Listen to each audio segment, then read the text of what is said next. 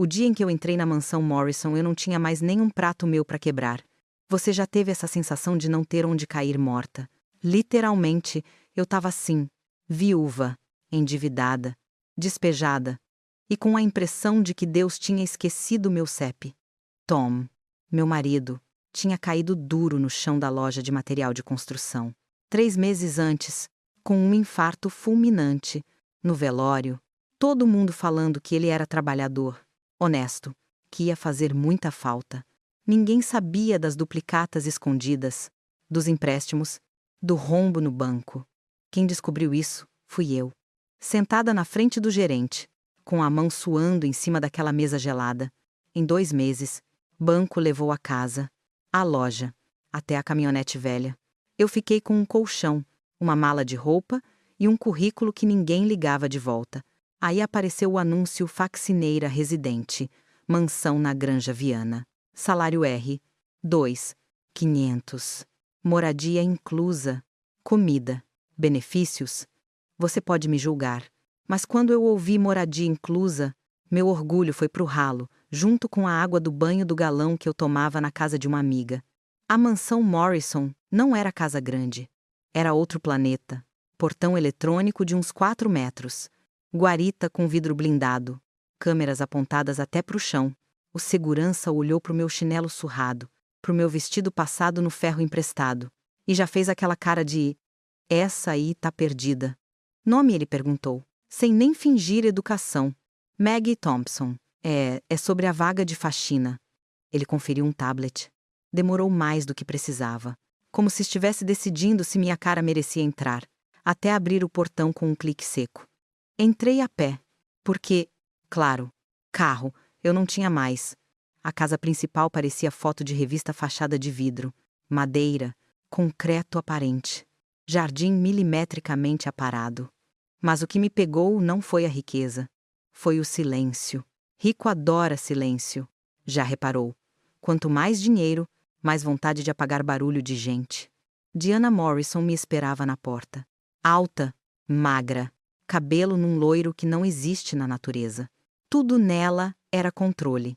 Rosto, postura, voz. A senhora é a Maggie.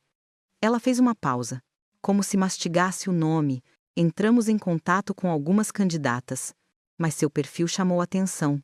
Viúva, sem filhos, nada que aprenda a cidade. Flexível. Flexível aí você traduz como disponível para ser engolida viva. Mas eu sorri, porque precisava do emprego. Sim, senhora, posso começar hoje. Ela começou o tour, salto fino deslizando pelo piso de mármore. Daniel é muito discreto.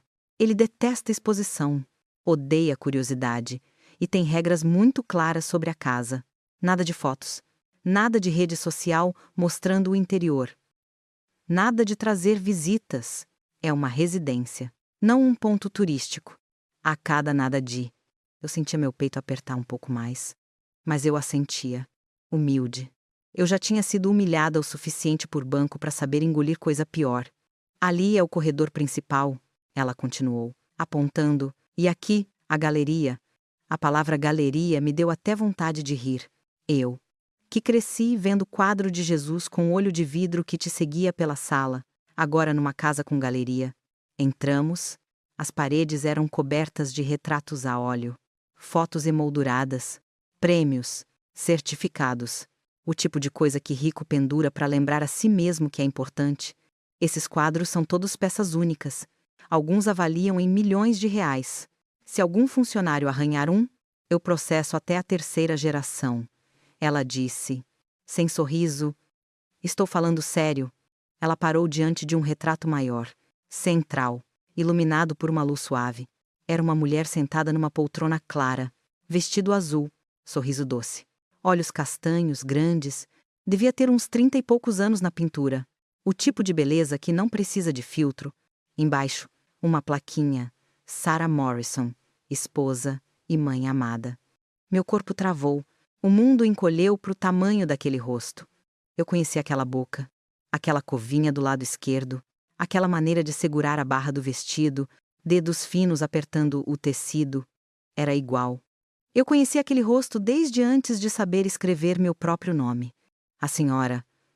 Tá passando bem. A voz de Diana veio longe. Minha mão foi sozinha pro retrato, sem encostar, os dedos tremendo no ar. Sarah. Mas não Morrison. Na minha cabeça. O sobrenome veio automático Thompson. A minha irmã caçula, a menina que sumiu num fim de tarde, no quintal apertado lá de casa, enquanto a gente brincava de esconde-esconde. O fantasma que eu carreguei 4 décadas no peito. Eu ouvi meu próprio coração batendo no ouvido. Alto, descompassado. Você já teve um déjà vu tão forte que parece que o chão afunda. Eu tive ali. De onde você conhece essa imagem? Diana franziu levemente a testa. Minha língua virou pedra dentro da boca. Eu ia falar, juro. Ia dizer é minha irmã. Ia agarrar o quadro. Arrancar da parede. Mas uma voz masculina cortou o ar. Algum problema? Eu me virei. Daniel Morrison. Na internet, ele aparecia nas capas como o gênio da tecnologia, bilionário antes dos 30. Ao vivo. Parecia mais novo do que nas fotos. Jeans simples. Camiseta preta. Relógio caro demais pro meu olho, acostumado a relógio de camelô. Mas o que me pegou foram os olhos, os mesmos olhos castanhos da mulher do quadro. Os mesmos olhos da menina que eu vi entrar correndo num carro estranho e nunca mais voltar. Não. Daniel respondeu Diana. Rápido demais. Só estava mostrando a galeria para a nova funcionária. Ele me olhou como se estivesse folheando um arquivo aberto. Tem gente que olha para você, tem gente que lê. Ele lia. E aí, Maggie? Ele pronunciou meu nome com naturalidade, como se me conhecesse há anos. Gostou da casa. Eu engoli seco. É... grande. Diferente do que eu tô acostumada. Ele riu de canto. Minha mãe também dizia isso. Ele apontou pro quadro. Ela era bem mais simples do que esse lugar permitia. Minha mãe, a palavra bateu em mim como um tapa. Diana interrompeu. Daniel, você tem reunião. Eu posso terminar a apresentação da casa. Eu cuido disso, ele respondeu, sem tirar os olhos de mim. A gente precisa conversar. Eu e a Maggie. Sobre coincidências. Aquela frase me arrepiou dos pés à cabeça. Coincidências. Você acredita em coincidência sincera agora? Diana não gostou. Deu para ver no jeito que o maxilar dela apertou, mas assentiu. Como quiser. E saiu, deixando um rastro de perfume caro e gelo no ar. Ficamos eu, ele e o quadro. Eu, a empregada quebrada. Ele, o bilionário. E, entre nós, uma mulher que era metade santa, metade assombração da minha infância. Desde que você entrou, eu senti que tinha alguma coisa estranha. Ele disse, o jeito como você olhou para esse quadro não foi curiosidade de visitante. Minha mão tremia tanto que eu cruzei os braços para disfarçar. Me diz uma coisa. Maggie, ele deu um passo para perto. Você nasceu onde? Curitiba, respondi. Automático. Bairro do Boqueirão. O olhar dele escureceu. Minha mãe dizia que cresceu num bairro pobre de Curitiba, que o quintal era de terra batida, que a mãe gritava da janela para chamar para dentro na hora da novela. Ele sorriu triste. Ninguém aqui acreditava. Achavam que era fantasia de pobre querendo enfeitar o próprio passado. Minha garganta fechou. E ela? Ela tinha uma irmã mais velha. Eu sussurrei. Ele franziu a testa. Tinha. Falava muito dela. Dizia que era tipo um escudo.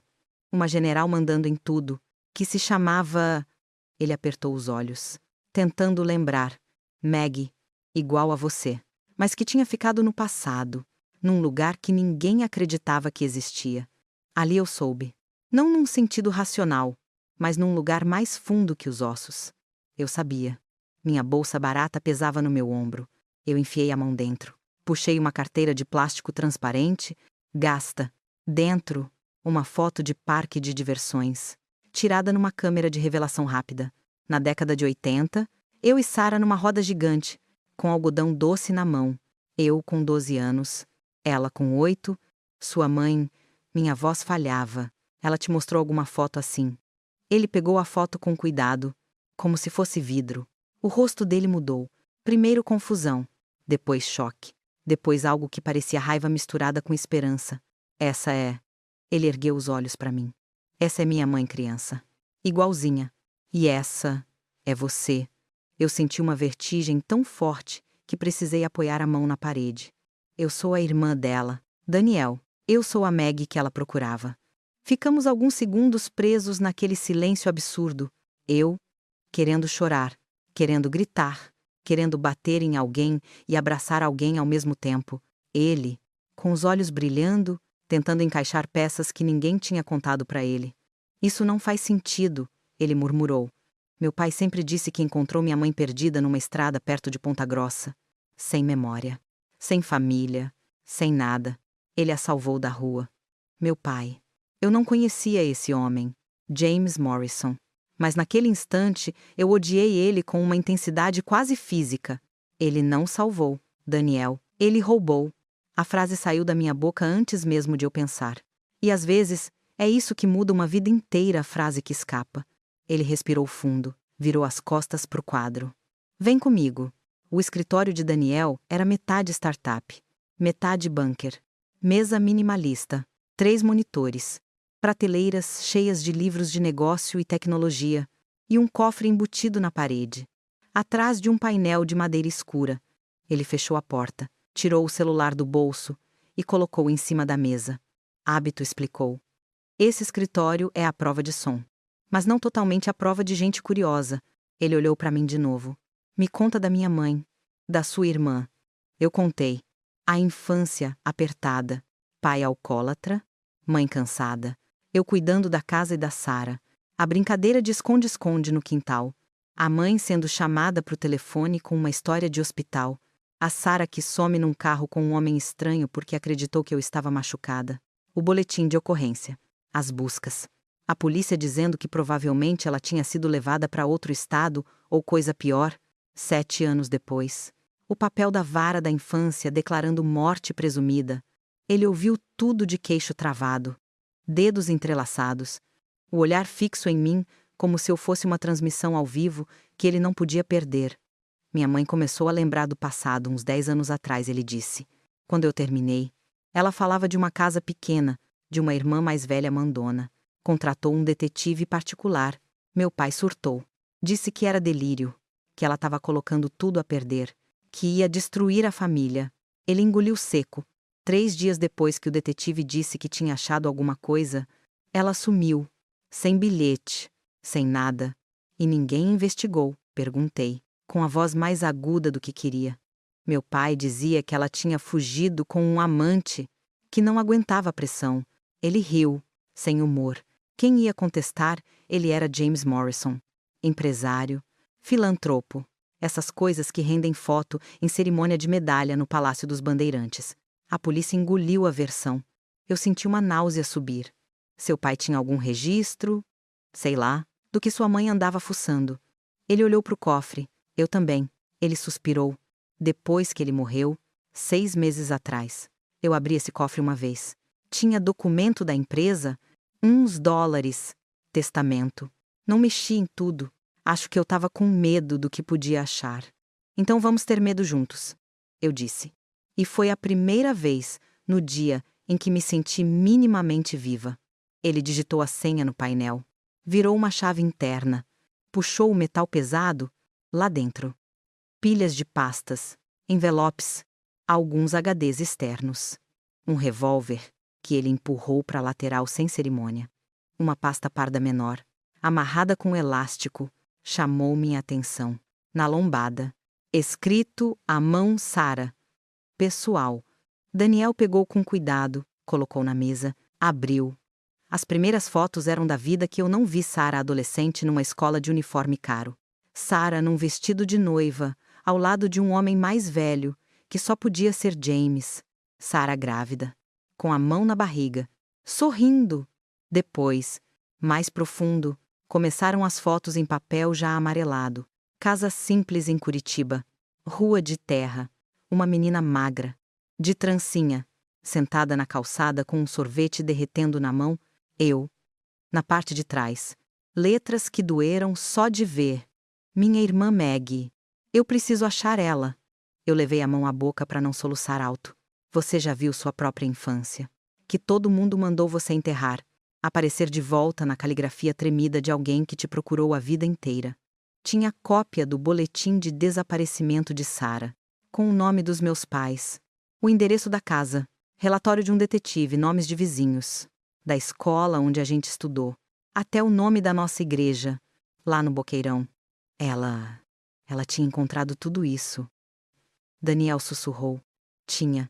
Minha voz saía raspada. Ela estava quase chegando em mim. No final da pasta, um recorte de jornal detetive particular morre em acidente de carro na BR-376. Polícia fala em excesso de velocidade. Embaixo. Alguém, provavelmente Sarah, tinha escrito a caneta: "Não acredito." Daniel largou o papel como se queimasse. Meu pai sabia. Ele passou a mão no rosto. Ele sabia de tudo isso. Ele sabia que ela tinha família, que tinha história, que não era um fantasma sem origem, e preferiu sumir com ela de novo. Completei, mais para mim do que para ele. Um silêncio pesado caiu. No corredor, eu podia ouvir o eco distante de passos. Talvez outro funcionário. Talvez Diana rondando como sempre. Dentro daquela sala, duas pessoas que perderam a mesma mulher de jeitos diferentes tentavam entender em quanto sangue essa casa estava construída. Se ele fez tudo isso com ela adulta, o que você acha que ele faria comigo? Agora, perguntei, sem conseguir segurar o pensamento. Daniel levantou os olhos. Não tinha mais menino bilionário ali. Tinha um homem que acabava de descobrir que a própria herança tinha cheiro de sequestro. Se minha mãe sumiu logo depois de contratar um detetive, a voz dele falhou. Então, alguém resolveu calar ela quando percebeu que ela ia te encontrar. O ar do escritório ficou mais denso. Eu senti, quase fisicamente, a mira se movendo antes. Estava em Sarah. Agora, talvez, estivesse em mim. Naquele exato segundo, alguém bateu na porta, 3 toques secos. Impacientes. Eu e Daniel nos entreolhamos. O coração disparado. Ele fechou a pasta num movimento rápido. Enfiou de volta no cofre sem nem organizar. Trancou. Depois disso tudo que eu te contei, eu murmurei, com a boca seca, presta atenção em quem está atrás dessa porta. Porque o próximo alvo, meu bem, pode estar bem aqui, do lado de dentro. Aquela batida na porta não parecia pedido de licença, parecia aviso de tiro. Depois de tudo que eu já te contei, você imagina o estado que meu coração ficou com 3 pancadas secas? Bem quando a gente tinha acabado de abrir o cofre dos segredos. Daniel enfiou os papéis de volta como deu, trancou o cofre com a mão rápida e respirou fundo antes de responder. Entra. A porta abriu devagar. Claro que era ela, Diana. Encostada no batente como quem já sabia que ia encontrar coisa errada. Está tudo bem. Ela passeou o olho pelo escritório, pousando no meu rosto, nos cabelos bagunçados de Daniel, na pasta ainda meio torta em cima da mesa. Ou atrapalhei alguma reunião. O jeito que ela falou reunião dava para traduzir por conspiraçãozinha de pobre metida. Daniel foi de uma calma que eu não teria. Nada demais. Só estava conhecendo melhor a história da família, ele disse, sem piscar. Diana deu um sorrisinho de lado, mas o olho não sorriu junto. História da família é assunto delicado, querido, ainda mais para quem chegou agora. Ela virou o rosto na minha direção, como quem aponta uma arma sem levantar o braço. Não quero sobrecarregar nossa funcionária com detalhes que não dizem respeito ao cargo dela. Eu senti o recado inteiro, isso não é da sua conta. Se mete onde não é chamada. Some. Você já sentiu quando alguém tenta te encolher com educação. Daniel não recuou. Diz respeito a ela. Sim, ele contrapôs. A voz estreita. Você sabia que a Maggie perdeu a irmã pequena quando era criança? Por um segundo, eu vi uma microfissura na máscara da Diana. Pequena, mas deu para ver. Quem está acostumado a viver no olho de furacão, reconhece quando o vento muda de direção. Que coincidência! Ela murmurou, voltando a sorrir. A vida às vezes escreve umas rimas estranhas. Não é. Ela se despediu sem escândalo, mas saiu com uma última olhada para mim. Daquelas que medem do cabelo ao sapato e assinam embaixo. Tô de olho em você. A porta fechou, eu soltei o ar que nem percebia que estava prendendo. Ela sabe, eu falei. Ela sabe de tudo. Ou, pelo menos, sabe que tem alguma coisa acontecendo. Daniel apoiou as mãos na mesa, a cabeça baixa. Quando ergueu, tinha tomado uma decisão. Então a gente para de fingir que essa casa é neutra, ele disse. A partir de agora, qualquer conversa séria aqui dentro vai ser gravada. Ele pegou o celular da mesa, mexeu rapidamente. Você tá gravando isso aqui? Perguntei. Tô. E não vai ser só no celular. Tudo que for relevante vai pro meu servidor, pro meu advogado e para alguns jornalistas que eu confio. Se alguém tentar calar a verdade outra vez, não vai conseguir apagar tudo. Ali, eu vi a vantagem de ter um bilionário tecnológico do seu lado. Ele não precisa pedir favor para sistema nenhum. Ele é o sistema. Mas antes de qualquer gravação, Meg, ele completou, me chutando de volta para a realidade. Você precisa tomar cuidado, muito cuidado, porque se fizeram tudo isso com a minha mãe, eles não vão hesitar com você. Eu ri, mas foi um riso sem graça, meio de nervoso. Tarde demais para eu ser covarde agora, não acha? No dia seguinte, a casa parecia igual, mas não era. Mesma luz atravessando o vidro, mesmo cheiro de café caro vindo da cozinha gourmet, mesmo silêncio caro. Só que eu andava pelos corredores com a certeza de que cada sombra podia ser uma ameaça. Eu estava limpando o lavabo do andar de cima, esfregando a pia de mármore que custa mais que qualquer móvel que eu já tive, quando ouvi o clique da porta atrás de mim. Fechei a torneira. Virei, já com o spray de limpeza na mão, como quem segura um crucifixo. Diana encostou a porta com calma e trancou. O som da lingueta entrando no batente foi mais alto que qualquer grito. A gente precisa conversar a sós, Meg. Se um dia alguém trancar uma porta com você lá dentro, lembrando de tudo que você já me ouviu contar, você vai entender o frio que sobe da sola do pé até a nuca. Sobre o quê, dona Diana? Eu tentei manter a voz neutra. Ela se encostou na pia, cruzou os braços, olhando para mim como quem avalia uma peça de roupa que ainda dá para mandar pro bazar. Sobre você, sobre quem você é, e sobre o que você pensa que está fazendo aqui dentro. Pisquei, mas não respondi. Ela continuou. Eu não contrato ninguém sem pesquisar. A internet é um milagre quando bem usada. Sabe, colou um sorrisinho. Viúva, falida. Marido morto de infarto. Loja fechada. Despejo. Nenhum filho. Nenhum patrimônio. Nenhuma âncora. Você é o sonho de qualquer empregador, não tem para onde correr. Cada frase dela vinha com uma agulhada de humilhação. Eu apertei o pulverizador na mão até ouvir o plástico ranger. E ainda por cima, irmã da Sara. Meu coração simplesmente parou por um segundo. Ela saboreou o efeito. Achou mesmo que eu não ia reconhecer a coincidência ridícula. Nome igual, cidade igual, história igual. Quer que eu acredite que Deus resolveu aprontar uma gêmea narrativa. Por favor. Eu não tô mentindo, murmurei. A Sara é minha irmã. Ela deu uma risadinha seca. Sua irmã que foi deixada sozinha no quintal enquanto você brincava de ser adulta. Sua irmã que sumiu e você nunca mais viu porque sua família não tinha dinheiro nem para cartaz decente de desaparecida. Aquilo foi golpe abaixo da cintura. Minha visão até ficou embaçada. Você sabe quando alguém cutuca a ferida exatamente onde dói mais, só para ver você encolher. O James encontrou aquela menina perdida. Suja. Assustada, ela continuou e deu tudo o que ela nunca teria. Casa. Escola. Nome. Ele salvou a vida dela. E ela, em vez de agradecer, passou anos remoendo um passado que não existe mais. Inventando histórias de sequestro, contratando detetive, manchando o nome de quem só a amou. Eu quase avancei nela. Só não avancei porque alguma coisa em mim ainda sabia que, se eu encostasse um dedo nessa mulher, eu é que ia sair da casa algemada. O que ele fez foi roubar uma criança. Eu falei, a voz tremida, mas saindo. Roubar a minha irmã, roubar da minha mãe, roubar da nossa vida. E você ajudou a enterrar essa história. Ela inclinou a cabeça, como quem escuta uma criança birrenta. Você é corajosa ou burra? Não decidi ainda. Puxou o batom da bolsa. Retocou diante do espelho, como se estivesse falando do tempo. Sabe o que aconteceu com a Sara quando resolveu fuçar demais? Não sabe. Eu sabia, só não sabia os detalhes. Ela completou. Ela aprendeu do jeito difícil que não se mexe em coisa que está enterrada. Tem gente que insiste tanto no passado que acaba trancada num lugar onde ninguém mais leva a sério o que ela diz. Ali, o ar do banheiro ficou pesado, como se não coubesse mais oxigênio.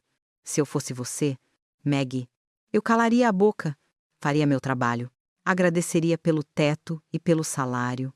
É uma boa vida para quem perdeu tudo. Ela se inclinou para perto, perfume forte demais, sorriso frio demais, porque às vezes, quando aparece um problema novo, a gente resolve do mesmo jeito que resolveu os antigos. Antes que eu conseguisse responder, alguém chamou do corredor. Diana, o motorista chegou. Você vai se atrasar. Era a voz de Daniel. Ele tentou abrir a porta. Sentiu a resistência. Por que tá trancado? Ela destrancou devagar, recobrando a máscara. Só uma conversa feminina, querido respondeu, saindo do banheiro como se nada tivesse acontecido. A Maggie e eu já nos entendemos. Ele olhou para mim por cima do ombro dela. Eu devia estar branca, ou verde, ou de qualquer cor que entregasse o tanto que eu tremia por dentro. Ele franziu o senho, mas não falou nada ali. Quando eles se afastaram, eu me apoiei na pia para não cair. Me diz o que você faria no meu lugar. Engolia o recado e ia passar pano na sala como se nada, ou fazia alguma coisa que podia te colocar em risco ainda maior. No fim do meu turno, eu peguei meu celular velho, desci para o quartinho de serviço, que chamavam de suíte da funcionária, e mandei um áudio para uma pessoa que eu estava evitando desde o enterro do Tom. Rosa, aqui é a Maggie. Eu preciso falar com você. É sobre a Sarah. Rosa Martinez nunca foi amiga de bar. Ela era amiga de caso de polícia. Investigadora da Civil. Conheceu o Tom numa ocorrência de assalto à loja e, de lá pra cá, acabaram virando aquele tipo de casal que a gente chama pra churrasco e pra emergência. Depois que o Tom morreu, eu meio que sumi. Vergonha da minha própria desgraça. Talvez. No dia seguinte, a gente se encontrou num café no centro. Nada de lugar bonito na granja. Mesinha apertada. Azulejo antigo. Cheiro de pão na chapa. Ela chegou de coque. Camiseta da polícia por baixo de uma jaqueta simples. Arma na cintura. Olhar cansado de quem já viu de tudo. Você sumiu. Magrinha, ela disse, me abraçando apertado. Quando o Fernando me falou do despejo, eu quase fui te caçar na marra. Se tivesse ido, talvez eu não tava enfiada no ninho de cobra que eu tô. Agora respondi, tentando rir. Contei. Não tudo, mas o suficiente o emprego na mansão. O quadro com o rosto da Sarah. A história que Daniel tinha contado. O cofre com o boletim de ocorrência. As fotos. O relatório do detetive morto. Ela me ouviu com aquele ceticismo profissional que não combina com o ombro amigo. E eu entendo. Polícia não pode abraçar qualquer teoria porque a dor é grande. Maggie, ela começou. Você passou por muita coisa última. Mente. Morte do Tom. Falência. Mudança de vida. Lembrança é uma coisa traiçoeira. Às vezes a gente encaixa coincidência onde não tem. Foi aí que eu joguei meu trunfo. Tirei o celular. Abri a galeria e mostrei as fotos que eu tinha tirado escondida da pasta Sarah pessoal. A letra da minha irmã. A frase, minha irmã Maggie. Eu preciso achar ela. O recorte do jornal do detetive morto, com não acredito anotado embaixo. Rosa ficou em silêncio, passando o dedo pelas imagens como se pudesse sentir a textura do papel. Você que tirou isso perguntou. Ontem, antes da Diana bater na porta. Se ela soubesse, eu acho que eu já estava num terreno baldio. Ela respirou fundo. O boletim de ocorrência é legítimo. O número do inquérito bate com o ano. Olhou para mim. Isso não é coisa que você inventa. E essa letra parece mesmo da mesma pessoa nas duas fotos. A minha irmã sumiu criança. Rosa, você lembra? Você estava começando na polícia naquela época. Ela passou a mão na testa. Lembro dos cartazes. Lembro da sua mãe berrando na delegacia. Lembro de todo mundo dizendo que ela provavelmente tinha ido parar em rede de tráfico de criança para o exterior. E agora você me vem com essa história de que ela foi parar na mansão de bilionário. Eu não tô te pedindo para acreditar de cara. Tô te pedindo para olhar. Ela segurou meu olhar por alguns segundos. Eu vi o momento exato em que a policial falou mais alto que a amiga. Tá. Eu vou puxar o inquérito antigo, ver se tem coisa que passou batida, e vou dar uma olhada nesse detetive. Mas, Maggie, ouve por enquanto. Isso fica entre a gente, nada de falar para meio mundo. Se essa gente tem rabo preso, eles também têm braço comprido. E se eles já sacaram, perguntei. E se eles sabem exatamente quem eu sou? Ela apertou minha mão por cima da mesa. Então a gente corre contra o relógio, mas corre direito. Relógio foi exatamente a palavra que me veio à cabeça 2 noites depois.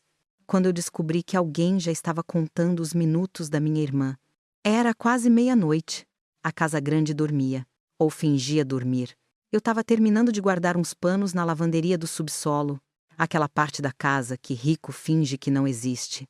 Galão de produto, máquina de lavar enorme, cheiro de sabão em pó e cimento úmido. Foi quando ouvi vozes, 2, vindo da sala da caldeira. Uma porta entreaberta, uma era da Diana.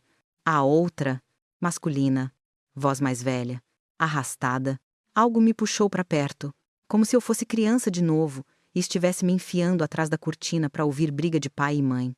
Eu me encostei na parede, segurei a respiração e deixei as palavras chegarem. Não podemos deixar essa mulher circulando pela casa com essas ideias.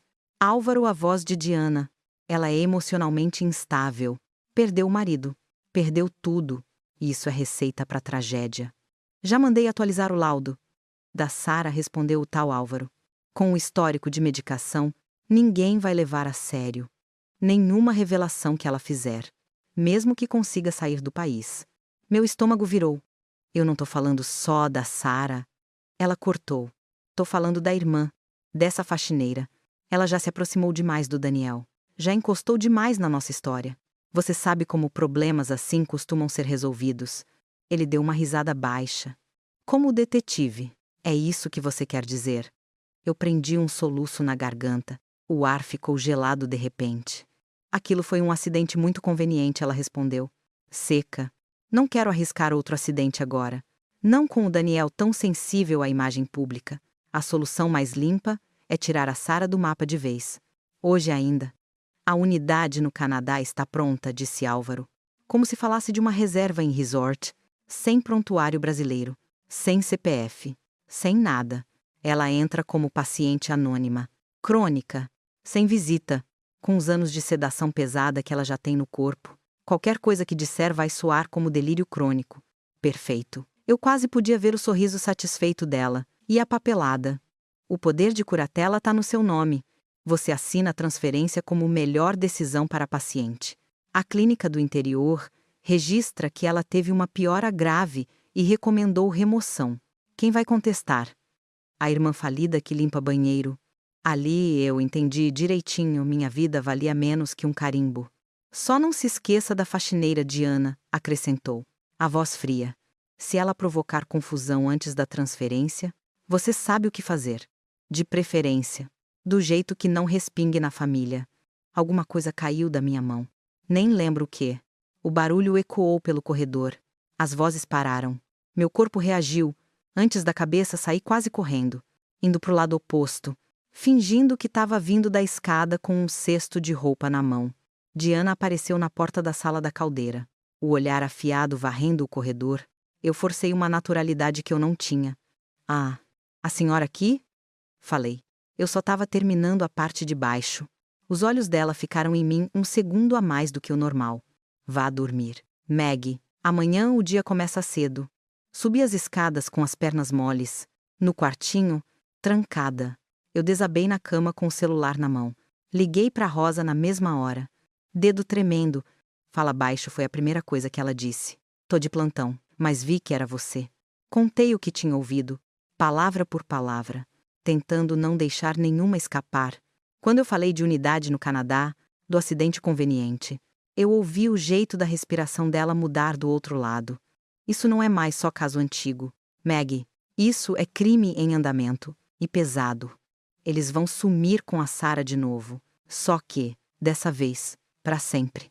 Me manda a localização exata dessa clínica do interior que você mencionou. Eu não sei o nome ainda. Só ouvi que é clínica no interior. Mas o Daniel sabe. Ele falou em tratamento. Laudo. Coisa assim. E tem documento no cofre. Silêncio rápido.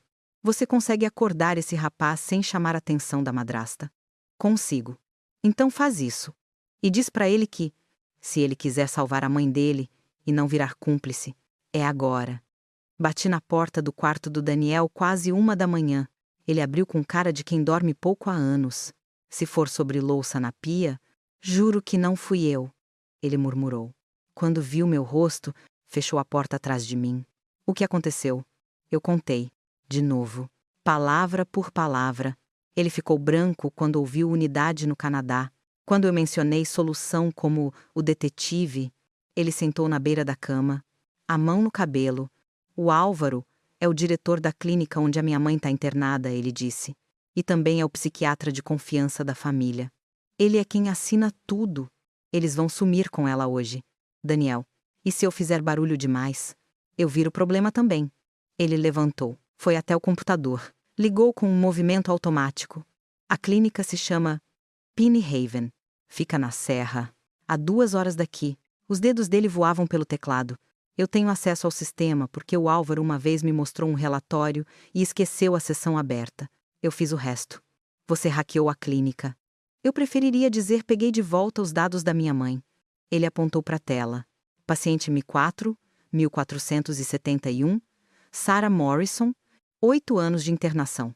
Diagnóstico transtorno dissociativo com delírios persistentes. Risco para si mesma. Medicação uma lista de remédio que faria qualquer pessoa esquecer o próprio nome. Eu quase cuspi de raiva. E aqui, ele abriu outro arquivo. Transferência internacional. Destino unidade Penny Haven North, British Columbia, Canadá. Data prevista hoje. Assinatura eletrônica Diana Morrison. Eu senti o mundo girar. Rosa precisa ver isso, falei. Agora. Ele olhou para mim, decidiu. Manda a localização da casa para ela. Eu vou avisar o segurança da portaria que deve subir uma amiga da família. Nome Rosa Martinez. Se a Diana perguntar, é reunião sobre doação da fundação. Alguma coisa quase engraçada passou por mim, até para salvar uma vida, a gente precisa arrumar capa de ação social quando lida com rico. Meia hora depois, Rosa estava sentada no escritório, com a blusa da civil coberta por um blazer qualquer, um caderno nas mãos, e 2 homens discretos esperando lá embaixo. Na portaria, Daniel mostrou tudo os laudos. A movimentação de dinheiro da conta do pai, para o CNPJ da clínica, o contrato de curatela que dava a Diana poder sobre cada comprimido que enfiavam na boca da minha irmã. Oficialmente, a Sarah é incapaz. Rosa resumiu. Qualquer policial que apareça na porta da clínica com uniforme para resgatar vai ouvir que está interferindo em tratamento médico, em decisão de guardiã legal. Vão jogar a lei da nossa cara. Então a gente não vai de uniforme, Daniel rebateu. A gente vai como família. E como amigos da família. Você tem noção do risco que tá sugerindo? Rosa fixou o olhar nele. Se isso der errado, eu perco o distintivo. Vocês respondem por sequestro. E a Sarah some do mesmo jeito. Só que mais difícil ainda de achar. Se a gente não fizer nada hoje, eu entrei. Amanhã, ela vai estar num país que nem fala nossa língua. Dopada, até não lembrar nem o próprio nome. Sem documento. E eu vou ter que enterrar minha irmã pela 2ª vez. Sabendo onde ela tá e fingindo que não sei. Rosa me encarou por um longo momento. Eu vi a policial e a amiga brigando dentro dela. No fim, quem ganhou foi a mulher que sabia olhar para a injustiça e não fingir que não viu. Quantos seguranças tem nessa clínica? Ela perguntou a Daniel. Oficialmente, 4 por turno, mais enfermeiros, porteiro, gente de limpeza. Mas eu consegui o mapa das câmeras. Ele virou um monitor, mostrando plantas baixas. Se eu derrubar o sistema por 5 minutos, a gente consegue atravessar o corredor principal sem ser filmado. E se eu disparar um alarme falso no prédio de administração, metade do pessoal corre para lá. E a gente entra pela área de serviço. Rosa completou, pensando alto, como se fosse visita de fornecedor. Ela abriu o caderno, já rabiscando. Vou levar 2 colegas à paisana. Eles não vão ouvir essa parte do plano oficialmente. Se der ruim, foram por conta própria porque confiam em mim. Eu assumo isso. Ela levantou, olhou para mim e para o Daniel. Vocês têm certeza, porque daqui para frente não tem mais volta. A imagem da Sarah no quadro, sorrindo num vestido azul, veio inteira na minha mente. A letra dela escrevendo: eu preciso achar a Maggie. As palavras da Diana no banheiro, o problema que precisava ser resolvido. Eu passei 42 anos achando que tinha falhado com a minha irmã, respondi. A única coisa que eu tenho certeza é que eu não vou falhar hoje. Daniel assentiu. Eu também. Se eu fui herdeiro da covardia do meu pai até aqui, acabou. Agora eu vou ser outra coisa. Rosa respirou fundo, fechou o caderno. Então tá, a gente sai em 1 hora. Se isso der certo, a Sara dorme hoje em cama de gente. Não em maca de clínica.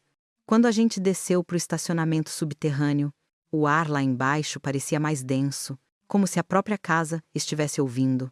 O motorista particular do Daniel já estava no carro, mas ele dispensou. Hoje eu dirijo, ele disse, e ninguém marca essa corrida no aplicativo. Entrei no banco de trás. Rosa, ao meu lado. O motor ligou. O portão eletrônico abriu com a mesma calma de sempre. Mas, dessa vez, a sensação era outra. Não era só uma faxineira indo trabalhar. Era uma mulher quebrada, uma policial cansada e um bilionário arrependido indo peitar um sistema inteiro. Quando a rua escura da granja ficou para trás e a estrada começou, com aquele asfalto longo cortando a noite, eu olhei pela janela e vi, lá longe, o desenho da serra começando a aparecer no horizonte. Lá no alto, escondido entre as árvores e os muros, estava o lugar onde tinham enterrado a minha irmã viva. E eu sabia que, quando aquele portão se abrisse pra gente, ou eu saía de lá com a Sara do meu lado, ou não saía de lá do mesmo jeito nunca mais. Às vezes a vida enfia a gente num carro em direção ao abismo e pergunta baixinho vai, ou desce. E eu, naquela noite, não desci. A primeira vez que eu vi o prédio onde enterraram a minha irmã viva, eu juro pra você, minha vontade foi mandar dar ré e sumir na estrada. Depois de tudo que eu já te contei. Imagina chegar de madrugada num lugar que parece hotel de luxo, mas cheira a desespero maquiado de hospital caro. Pennyhaven ficava enfiada na serra, no meio de árvore alta e neblina, fachada de vidro fosco, jardim desenhado, letreiro discreto, centro de tratamento integrado, Pinehaven. Nenhuma cruz, nenhuma marca de hospital. Parecia mais spa chique para rico cansado da própria vida. Daniel estacionou o carro num recuo escuro, uns 50 metros do portão principal. Rosa desceu do banco da frente. Ajeitou a jaqueta por cima da arma. Olhou em volta. A ambulância dos meus colegas vem atrás. Sem sirene, ela disse. A gente entra junto na troca de turno. Menos óleo, mais movimento. Daniel já estava com um notebook aberto no colo, o rosto iluminado pela tela. Era estranho ver aquele menino de capa de revista naquela situação. Boné enfiado até a sobrancelha. Moletom simples, parecendo qualquer universitário desajustado, e ao mesmo tempo com o poder de invadir metade dos sistemas do país se quisesse. O sistema de câmeras deles é uma piada, ele murmurou, com os dedos voando. DVR antigo, senha padrão, nada criptografado. Eles confiam demais em muro alto. Ele virou a tela para Rosa. Aqui, ó, ala administrativa, ala de internação, ala de psiquiatria pesada. Minha mãe tá nesse bloco, apontou o terceiro andar. Quarto 347. Eu vou derrubar essa linha de câmeras por 5 minutos. E vou disparar um alarme de incêndio no prédio de administração. Metade dos funcionários vai correr para lá achando que é curto-circuito. A outra metade vai ficar perdida. Rosa ouviu, séria. Você consegue fazer parecer falha do sistema, e não ataque. Claro. Vou sobrecarregar o servidor interno. Para qualquer técnico vagabundo, vai ser só o sistema caiu. Ele deu um sorriso torto. Eles deviam ter investido menos em jardim japonês e mais em TI. Eu estava quieta, mas por dentro, eu era puro tremor. Tinha uma pergunta queimando se fosse alguém da sua família ali dentro. Você entraria ou voltaria para casa fingindo que não viu? Eu já sabia a minha resposta. Só não sabia o preço. Os faróis da ambulância apareceram atrás, vindo pelo acostamento, luz baixa, sem barulho. Chegou até a gente. Parou, 2 homens desceram, um de jaleco branco, outro de polo simples, e mochila nas costas. Eu reconheci pela postura policial a paisana, tem um jeitinho diferente de olhar para o entorno, como se catalogasse tudo. São os meus, Rosa disse. Ninguém aqui viu distintivo. Ninguém aqui ouviu o plano. Se der errado, cada um estava só prestando apoio a uma amiga. Ela virou para mim. Última chance, Maggie. Se você quiser desistir, é agora, de verdade. E deixar a Sara lá dentro esperando o avião para o Canadá, eu ri. Mas foi um riso sem graça. Eu já abandonei essa menina uma vez. Mesmo sem querer. Não faço isso duas. Ela assentiu, como quem fecha um pacto. Então vamos. O portão da Penny Haven não era aberto por porteiro sonolento. Era por interfone com câmera. Rosa foi na frente. Eu do lado. Daniel atrás, com a mochila de notebook, como se fosse acompanhante de paciente. O jaleco fingido de paramédico empurrava a maca vazia. Só o lençol esticado. Boa noite. Pine Haven. A voz do porteiro veio metálica. Algum agendamento. Chefe de plantão pediu apoio externo. Rosa respondeu, já com a voz de quem manda. Paciente problemática. Família influente. Eu tô entrando com equipe de suporte. Mas o prontuário, vocês têm aí. Querem mesmo explicar para a guardiã legal o motivo de barrar. Ele gaguejou qualquer coisa sobre checar a lista. Mas, no fundo, ninguém gosta de bater de frente com família influente em clínica particular. O portão abriu, com aquele barulhinho elétrico que parece zumbido de inseto. Assim que a gente cruzou, Daniel abaixou o boné, enfiou um fone num ouvido. Eu sabia que, dali pra frente, ele ia ser duas coisas ao mesmo tempo: filho indo buscar a mãe e hacker derrubando o muro eletrônico. Lá dentro, o cheiro. Quem já pisou em hospital sabe tem cheiro de remédio, de cloro, de medo acumulado. Ali tinha tudo isso, mais um perfume ruim de ambiente tentando disfarçar.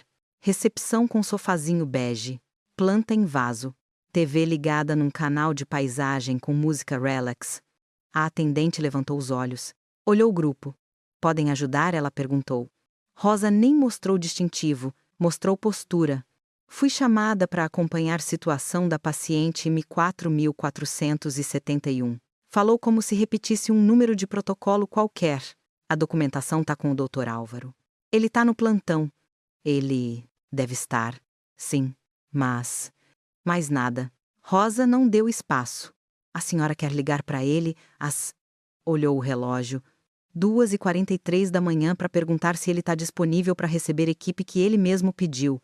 A atendente arregalou um pouco os olhos. Pegou o ramal com pressa. Enquanto isso, Daniel murmurou, baixinho, sem mexer a boca. 30 segundos. O computador da recepção deu uma piscada estranha. A TV desligou sozinha. Ligou de novo. No corredor lateral, ouvi um pi de alarme engatando, seguido de voz automática. Atenção. Colaboradores. Falha no sistema elétrico do bloco administrativo. Dirijam-se imediatamente. 3 enfermeiros passaram correndo. Um segurança olhou para o teto, confuso, e saiu em direção ao tal bloco administrativo. O caos manso de prédio organizado. Sistema maldito. De novo, reclamou a atendente, tampando o telefone com a mão. Só um minuto. Por favor. Rosa aproveitou a brecha. A gente já sabe o caminho. 3º andar. Ala psiquiátrica disse, apontando para a porta lateral, sem esperar autorização. Não quero paciente em crise sem suporte enquanto vocês brigam com o computador. Ela saiu andando. A autoridade às vezes é só isso, andar como se todo mundo já tivesse autorizado. Eu fui atrás, sentindo cada passo como se atravessasse um campo minado. Daniel vinha colado, com o fone e o notebook semiaberto na mão. Camerazinha apagada aqui, aqui e aqui, ele murmurava. Se alguém olhar, vai achar que tá sem sinal. No elevador, o silêncio foi quase pior que o barulho. O visor marcou 3. A porta abriu num corredor mais estreito. Luz fria. Paredes brancas demais. Uma plaquinha ala 3, terapia intensiva psiquiátrica. Quarto 347 é no fim. À esquerda Daniel apontou, com a voz travada. O corredor parecia mais longo do que a planta mostrava. Porta 340, 341, 342. Cada porta com uma janelinha pequena, com vidro fosco. Eu imaginava quantas histórias apagadas moravam ali dentro. 347. A plaquinha de metal estava um pouco torta, como se alguém tivesse batido nela alguma vez. Rosa fez sinal para eu respirar fundo. Você entra. Primeiro ela disse. Se ela reagir bem, ótimo. Se entrar em surto, eu chamo enfermeiro e invento que foi reação à medicação. Minhas mãos tremiam tanto que custei a encaixar a chave que Daniel tinha clonado do sistema na fechadura eletrônica. O bip soou, verde. Eu empurrei a porta devagar. O quarto era pequeno. Uma cama hospitalar no centro, grades levantadas. Uma cadeira de plástico num canto. Janela com grade grossa e película escura. E, na cama, uma mulher magra demais, cabelo cortado rente, olhar perdido num ponto do teto. Se eu não tivesse foto, se eu não tivesse memória, eu talvez não reconhecesse. Mas o sangue reconhece antes do olho. Os cílios, a curva do nariz, o formato da boca. Era ela, a minha menina, envelhecida, roubada, estragada por remédio. Mas ela, Sarah, eu sussurrei. Minha voz saiu arranhando. Sarah, é a Maggie. Nada. O olho dela piscou, mas não veio para mim. Eu cheguei mais perto. Encostei a mão na grade. Sarah, olha para mim. Por favor. O choro já estava subindo. Sou eu, a sua irmã, a Maggie, Curitiba, quintal de terra. Mãe gritando da janela. Você lembra? Os olhos dela mexeram, devagar, como se atravessassem um pântano. Pararam na minha mão. Ela olhou para o meu rosto, mas parecia com medo de acreditar. Daniel parou do outro lado da cama, as mãos no bolso para não tremer. Mãe, sou eu, Daniel. Ela virou os olhos para ele, a testa franzindo. Demorou uns segundos, como se estivesse tentando encaixar dois rostos em um. Até que, de repente, uma lágrima escorreu. Só uma, mas foi o suficiente. Não. Vocês morreram? Ela murmurou, a voz rouca de quem pouco fala. Disseram que os dois morreram num acidente, que eu tinha inventado vocês. Eu quase rasguei o colchão com a mão. Mentira, meu amor. Minha voz saiu num sussurro desesperado. Eu tô viva. O Daniel tá vivo. Quem tentou matar alguém foi essa gente que te trancou aqui. Ela fechou os olhos forte, como quem tenta acordar de um pesadelo, mas o pesadelo insiste. Sarah, escuta. Eu sabia que tinha uma senha, que era só nossa. Nana. Neném. Que a Cuca vem pegar. Comecei a cantar aquele pedaço de cantiga que eu sussurrava para ela quando a gente era criança, deitada na mesma cama, com medo do pai quebrando coisa na sala. Meu tom estava falho, mas o som saiu. A mão dela, que estava mole, apertou o lençol. Papai foi na roça. Mamãe foi trabalhar. Continuei, já chorando. Se a Sarah chorar, a Maggie vai brigar. Essa parte era invenção minha, de criança metida à protetora. Só nós duas conhecíamos. Quando ouviu, o queixo dela tremeu. Os olhos se abriram de novo, mais focados. Maggie! Ela sussurrou, quase sem ar. Eu explodi, não de barulho, mas por dentro. Sou eu, minha irmã. Encostei a testa na dela, por cima da grade. E eu vim te tirar daqui. Daniel respirava como se tivesse corrido uma maratona. Ele se inclinou, pegou a mão dela. Mãe, olha para mim. Sou eu, o menino da mochila azul que você levava pro colégio, o que tinha medo de trovão, o que você chamava de meu raio de sol torto. Um micro sorriso passou pelo rosto dela, escondido no cansaço. Danielzinho. Um apelido que no papel dele não cabia mais. Mas ali fez todo sentido. Por um segundo, o quarto não era clínica. Era nossa sala antiga, com televisão chiando e cheiro de sopa. Mas a realidade voltou rápido bip de aparelho. Luz fria, relógio correndo. Rosa se aproximou. A gente não tem muito tempo, lembrou. Dá para tirar os acessos sem ferir. Daniel olhou os remédios pendurados. A bomba de infusão. Ele leu os nomes. O gotejamento. Isso aqui é sedação pesada. Se a gente simplesmente desligar tudo, ela pode entrar em abstinência feia. Mas se deixar, ela não consegue nem ficar em pé. A gente precisa achar um meio termo. Rosa retrucou. Médico não vai vir aqui assinar protocolo para a valentia da família. No fim, desligamos os mais pesados. Deixamos só um soro simples.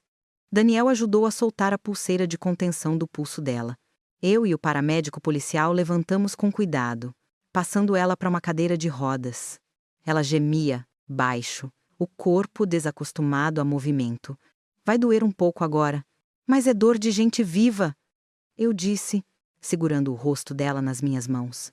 Melhor do que ficar apagada para o resto da vida. A porta abriu de repente. Um homem de jaleco, 40 e poucos anos. Cara de quem acha que sabe tudo. Parou no batente. Marcos. Pelo crachá. O que está acontecendo aqui? Ele olhou a cena, paciente, desacordando na cadeira. Gente estranha no quarto. Quem autorizou a movimentação da Mi-4 1471? Rosa sacou a carteira.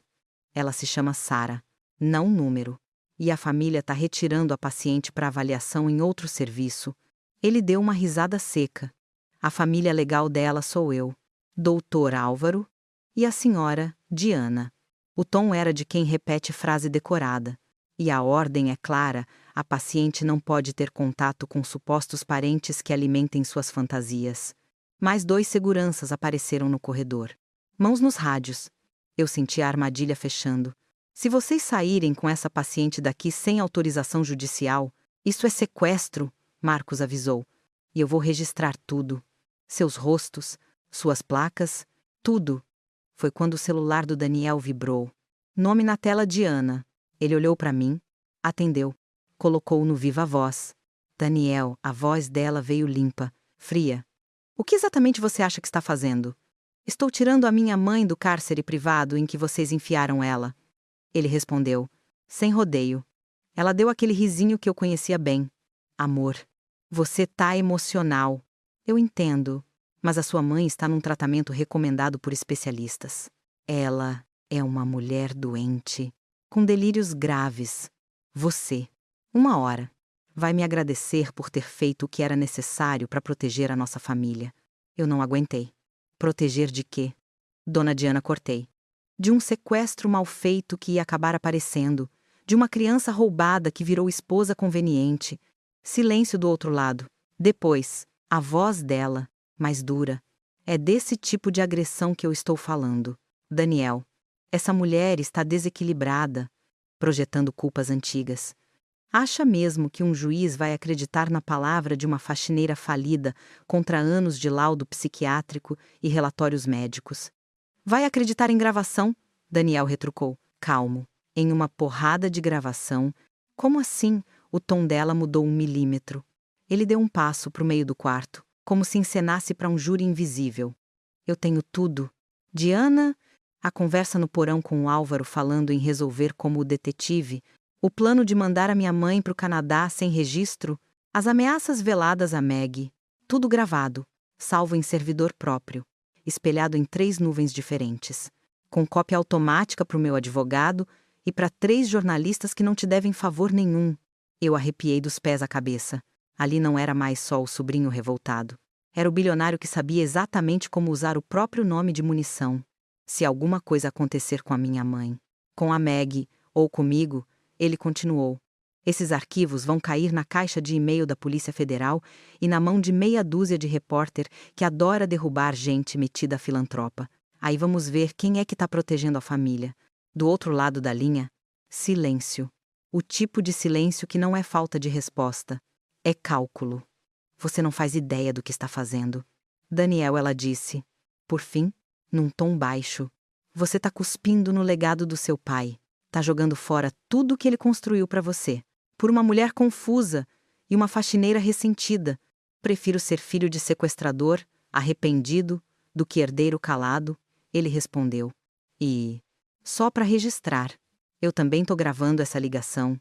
Ela respirou fundo. Quando voltou a falar, a voz dela estava melada de açúcar falso. Vamos conversar direito. Então, sem polícia, sem imprensa. Volta para casa. Traz a sua mãe. A gente acha uma solução interna, limpa, sem escândalo. Eu garanto que ninguém encosta um dedo nessa... Maggie. A única solução limpa é a verdade, ele cortou. E ela já saiu da garrafa. Diana. E desligou, sem dar chance de réplica. No corredor, os seguranças se entreolharam, Marcos engoliu seco. Rosa levantou a carteira de novo, dessa vez deixando o distintivo bem visível. Olha bem para isso aqui, ela disse. Vocês já ouviram o suficiente para saber que tem crime grave rolando. Se continuarem impedindo a saída da vítima, é participação. Se fecharem os olhos, é omissão. E omissão, para servidor público, É prevaricação. Eu não tô aqui como amiga de ninguém. Tô aqui como autoridade que acabou de testemunhar uma confissão velada num viva-voz. Um dos seguranças, o mais novo, deu um passo para trás. Eu não vou meter meu nome nessa história. Não. E virou as costas. Indo embora. Marcos hesitou. No fim, abriu os braços. Cansado. Vão. Mas eu vou registrar que vocês tiraram a paciente contra orientação médica. Registra o que quiser, Rosa retrucou. Só não rasga, que esse papel vai ser útil depois. Empurramos a cadeira com a Sara pelo corredor. Cada metro era medo puro. Eu sentia que, a qualquer momento, alguém podia aparecer com uma seringa, um papel, uma arma. Daniel vinha do lado, uma mão na cadeira, outra no celular, monitorando o sistema. O alarme do bloco administrativo ainda tá comendo solto, ele disse. Eles vão demorar uns bons minutos, até perceber que tem coisa pior acontecendo. Descemos pela escada de serviço, evitando o elevador. Os degraus de metal ecoavam, a cada patamar. Eu jurava que um guarda ia aparecer. Nada. Só o chiado distante de rádio. Lá no meio da escada, a Sara mexeu a cabeça, como se algo tivesse cutucado por dentro. A gente tá... Indo pra casa, ela murmurou. Meu coração apertou. Tamo indo pra um lugar seguro. Depois, a gente fala de casa. Ela segurou meu pulso com uma força que eu não esperava de alguém tão fraca. Não deixa eles me levarem pro carro errado de novo. Eu travei. Que carro? Sara. Os olhos dela, que até então estavam meio vidrados, ganharam um brilho estranho, não lúcido, mas conhecido. Ele disse que você tinha se machucado, que a vovó estava no hospital, que mamãe tinha saído correndo, que eu precisava ir rápido. A voz dela tremia. Ele sabia meu nome, sabia da nossa casa, da igreja, da voz da moça no telefone. Rosa olhou para mim, por cima da cabeça dela, com os olhos arregalados. Aquele papo de homem na cerca e ligação da avó não era notícia para mim, mas agora vinha com um detalhe que ninguém tinha a voz da moça no telefone. Que moça? Sara, eu perguntei, segurando o rosto dela. Quem falou da vovó no telefone naquele dia? Ela fechou os olhos, como se a memória doesse mais que qualquer remédio. Era a mulher da igreja. Maggie? Murmurou, quase num soluço. Aquela que chamava a mamãe de Margaret, com voz de santa. Naquele instante, eu soube que a clínica não era o fim do buraco. Era só a tampa, e o que tinha embaixo ainda ia fazer muito mais gente cair. Quando a Sara falou à mulher da igreja, eu entendi que o inferno tinha CEP, banco de dados e livro de atas. Depois de tudo que eu já te contei, você consegue imaginar o gosto amargo que essa frase deixou na minha boca? Porque uma coisa é ser roubada por estranho, outra é descobrir que alguém que comia bolo na sua mesa ajudou a levar sua irmã embora. A cadeira de rodas chacoalhava na escada de serviço da clínica. Rosa na frente, eu e o paramédico atrás, Daniel ao lado com o celular na mão, e a Sara, meio lúcida, meio dopada, sussurrando memórias como quem reza de medo. A mulher da igreja, ela repetiu, com a voz fraca, aquela que chamava a mamãe de Margaret, não de Mag. Na nossa rua, ninguém chamava minha mãe de Margaret. Era a Dona Mag. No máximo, só na igreja que vinham com formalidade, a que te dava bala de hortelã no fim do culto, perguntei, o coração acelerado. Ela assentiu, devagar. Dona Eleanor. Patterson, murmurou. O nome tropeçando, mas saindo. Ela ligou naquele dia. Eu ouvi a mamãe atender oi. Eleanor. Ela ficou pálida. A mulher dizia que a vovó tinha passado mal. Que vocês estavam indo pro hospital. A cada palavra, eu sentia 1983 se levantando da cova. E o homem da cerca rosa perguntou, sem parar de empurrar. O que te levou? Ele disse que você estava machucada. Maggie. Ela apertou minha mão. Que o carro não podia entrar. Que eu tinha que ir com ele até o portão de trás, para ir pro hospital. Ele sabia onde era o portão. Sabia que a mamãe ia demorar no telefone porque ia falar de documento. Ele sabia tudo. Só alguém que conhecia nosso dia a dia. Só alguém de dentro. E... agora, esse alguém tinha nome e sobrenome. A gente saiu pela mesma portaria que tinha entrado. mas a sensação era outra. Quando empurramos a Sarah para fora do prédio, o ar frio da madrugada bateu na cara dela. Ela piscou como se tivesse esquecido que céu existe. O segurança da cancela levantou a mão. Ei, essa paciente não tá na lista de alta noturna. Rosa nem diminuiu o passo. Ela está sendo transferida para avaliação em outro serviço, a pedido da família e da Polícia Civil, disse, mostrando o distintivo num gesto rápido. Se quiser contestar, amanhã você liga para o meu delegado. Hoje, você abre a cancela. Ele olhou para o distintivo. Olhou para o rosto do Daniel, que todo mundo conhece de revista. Olhou para a paciente magra na cadeira. Abriu. Eu vou registrar que não concordei, murmurou. Faz isso, Rosa respondeu. Daqui a pouco você vai ter mais coisa para registrar.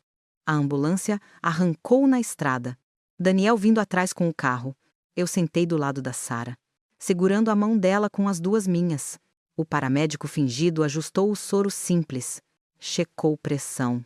Essas coisas. Para onde a gente tá indo? Ela perguntou, num fio de voz. Primeiro pro hospital, para te tirar oficialmente da mão dessa gente. Expliquei. Depois, para um lugar que não tem grade na janela. Mas e a mulher da igreja? Ela olhou para mim, confusa. Ela não era amiga da mamãe. Você vê como dói quando o cérebro pede uma lógica que não existe. Amiga não combina com te vendi por dinheiro de fundo emergencial. Era Sarah, ou a gente achava que era, respondi. Agora a gente vai descobrir até onde ela foi. Rosa, lá na frente, ouviu e fez um comentário seco. Se tem igreja no meio, tem ata, tem livro de caixa, tem registro. Podem ter calado sua irmã por remédio, mas papel é bicho teimoso. Você que tá me ouvindo, me diz quantas vezes você já confiou em gente de igreja, de grupo, de comunidade, só porque tinha cara de boa pessoa. Pois é. O hospital que Daniel escolheu não era SUS, era um particular de elite, daqueles que dão roupão de algodão egípcio para acompanhante. Mas, naquela madrugada, para mim, tanto fazia. Eu só precisava de médico que não tivesse contrato com a Penny Haven. Rosa explicou rápido na recepção paciente internada há anos em clínica psiquiátrica privada. Suspeita de supermedicação, transferência para avaliação. Não falou sequestro. Não falou crime. Falar demais ali podia vazar para o lado errado.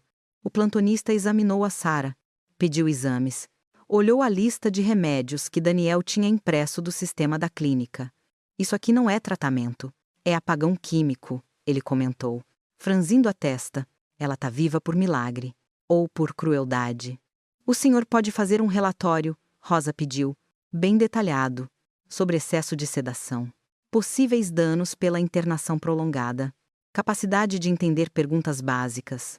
Posso, e devo, lhe respondeu, mas preparem-se para a briga. Quem mantém alguém nesse estado por anos não vai aceitar fácil perder o brinquedo. Enquanto a Sarah fazia exame, Rosa saiu para atender uma chamada no corredor. Voltou com a cara fechada. Começou, ela avisou, sentando na poltrona. O quê? Pine Haven registrou ocorrência dizendo que uma quadrilha armada invadiu a clínica. Rendeu funcionários e sequestrou uma paciente considerada incapaz. Ela me olhou. E a doutora Diana já registrou boletim na delegacia da área, alegando que você está manipulando o Daniel por interesse financeiro. Eu ri de incredulidade. Interesse financeiro? Eu perdi casa, loja, marido, tudo. O que essa mulher acha que eu quero? O sofá da sala de estar dela. Ela acha, Rosa explicou, seca, que o mundo gira em torno de gente como ela. Então, qualquer coisa que ameace a imagem perfeita vira golpe. Passou a mão no rosto. Por isso a gente precisa de mais que sentimento. Precisa de prova de que a Sarah foi roubada lá atrás. Se a gente provar o sequestro original, essa história de paciente incapaz desmonta. E onde a gente arruma a prova de coisa que aconteceu 40 anos atrás, perguntei. A desesperança querendo entrar? Ela olhou para mim com um meio sorriso triste. Lugar mais chato e necessário que existe porão de igreja. Algumas horas depois, com a Sarah já em observação, monitorada, com o laudo médico começando a nascer, a gente pegou estrada para Curitiba. Daniel vinha no volante, Rosa do lado, eu atrás, olhando a cidade se aproximar pelo vidro. Curitiba de dia não é a mesma Curitiba da minha infância. Mas algumas coisas não mudam o vento cortando esquina, o céu cinza que parece tampa, e aquela sensação de que, em algum lugar, o passado está encostado num muro, fumando um cigarro. A igreja luterana São Mateus ficava no mesmo bairro onde a gente cresceu. Fachada simples, tijolo aparente, placa meio desbotada. No portão, um cartaz de bazar beneficente pendurado torto. Engraçado, comentei. Descendo do carro. Quando eu era menina, eu achava esse prédio enorme. Agora parece só mais um. A gente cresce, o medo encolhe. Rosa respondeu. Entramos. O salão estava vazio. Só uns bancos. Altar. Vitral com desenho de ovelha. No fundo, uma porta com a plaquinha Secretaria, Arquivo.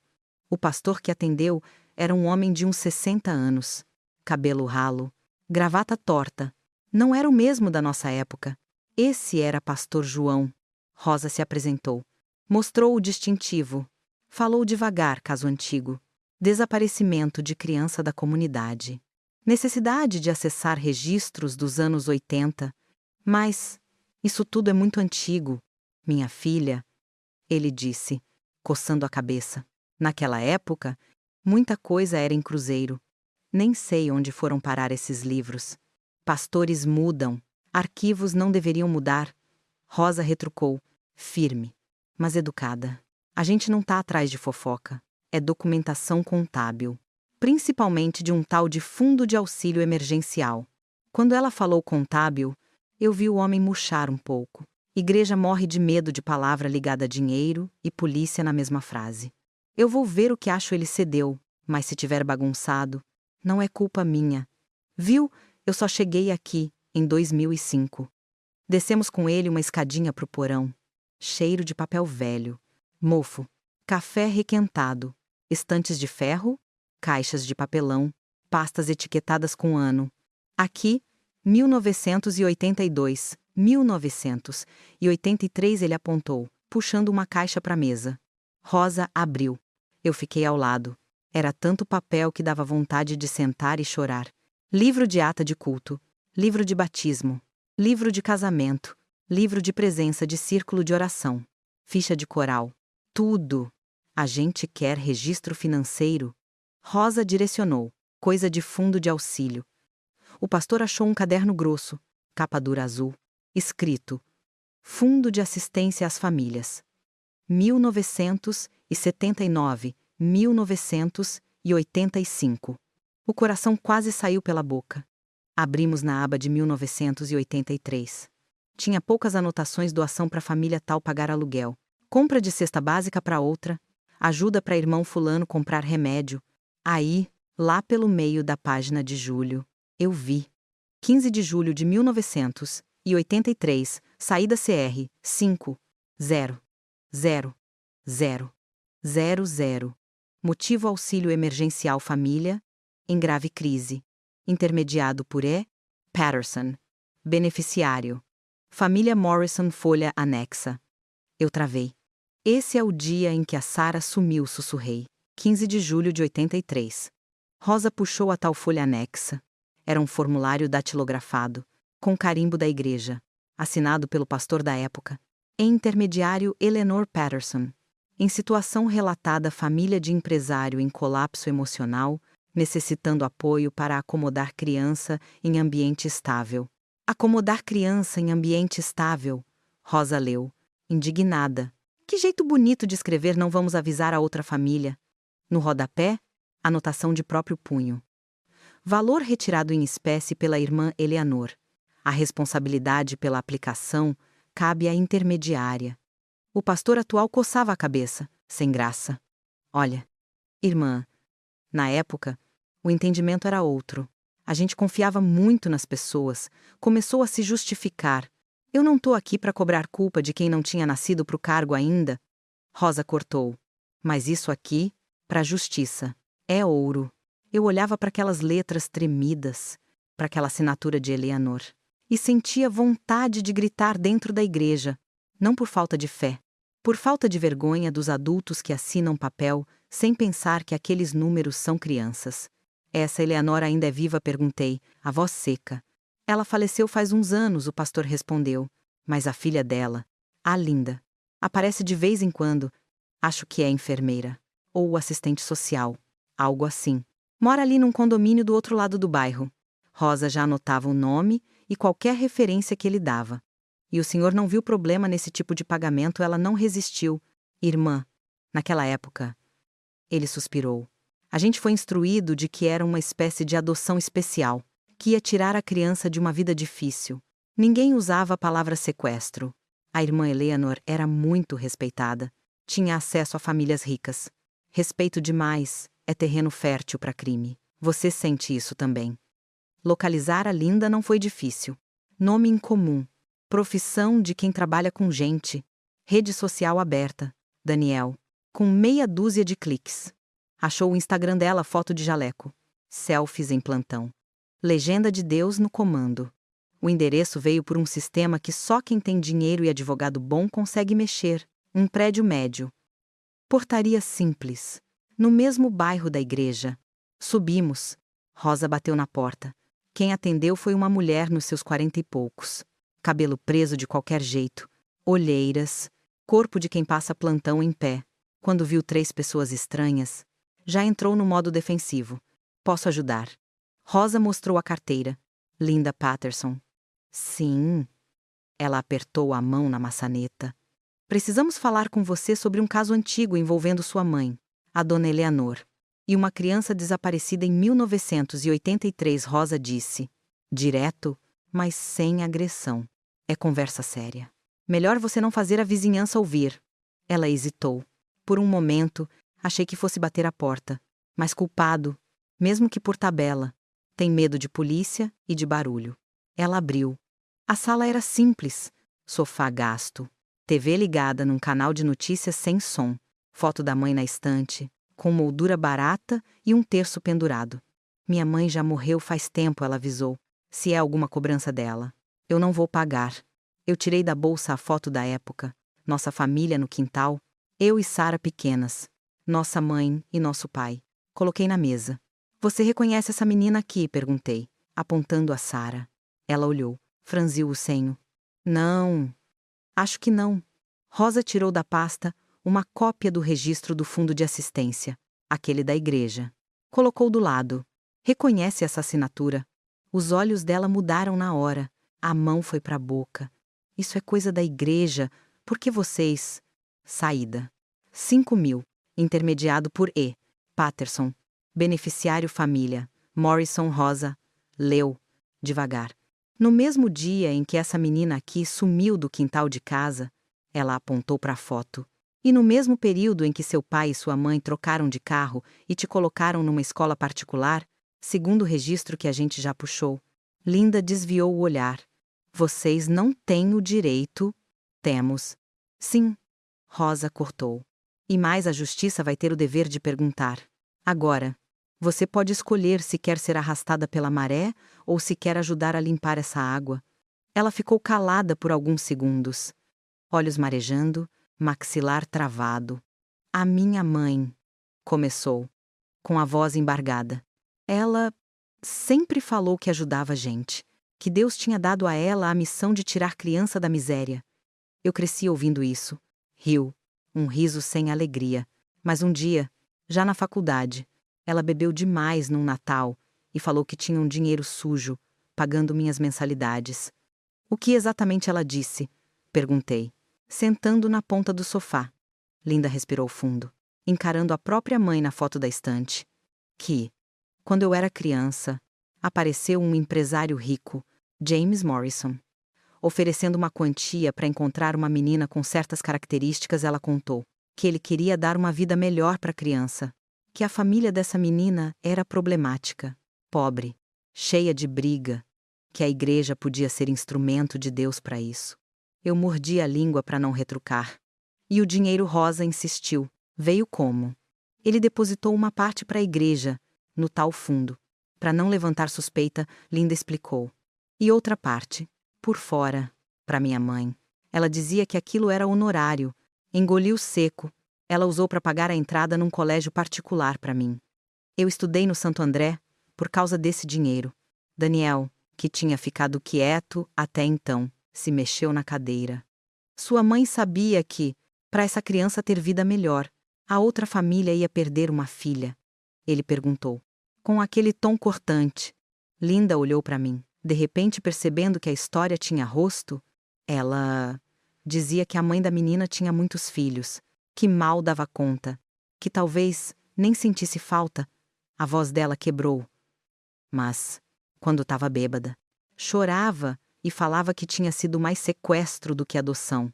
Essa frase bateu em mim como soco. Ela contou como foi o dia. Rosa insistiu. Quem ligou? Quem buscou? Quem levou?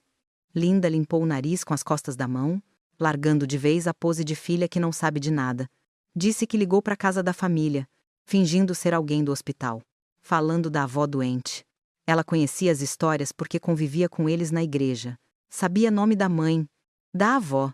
Sabia que a menina maior era apegada à menor. Olhou para nós.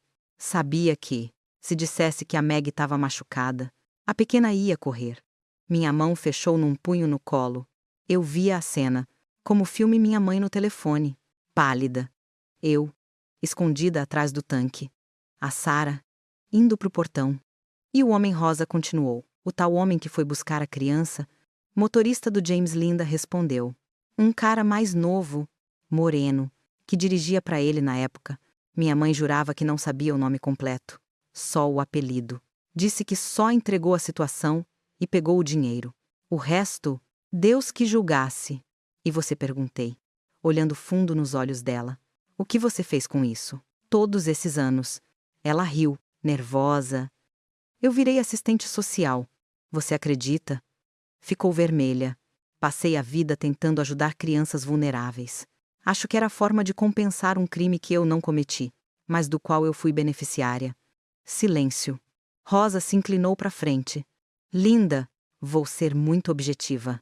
O tom dela mudou para o profissional. Do ponto de vista jurídico, sua mãe já morreu, mas o crime não morreu. Você tem informação privilegiada sobre um sequestro de criança, uso indevido de fundo de igreja, uma rede que levou essa menina até um homem que, hoje, tá morto, mas deixou uma viúva bem influente. A justiça pode te enquadrar como partícipe, como quem se beneficiou do dinheiro e se calou. Ou pode te tratar como testemunha-chave que está ajudando a desmontar esse esquema. Eu era criança, ela rebateu, fraca. Criança na época, adulta. Agora, Rosa corrigiu. O que você faz hoje com essa informação é o que vai pesar. Ela ficou olhando para o chão por um tempo que pareceu longo demais. Eu quase fui embora. De tanta ansiedade. Aí Linda levantou o rosto, os olhos vermelhos. O que eu tenho que fazer?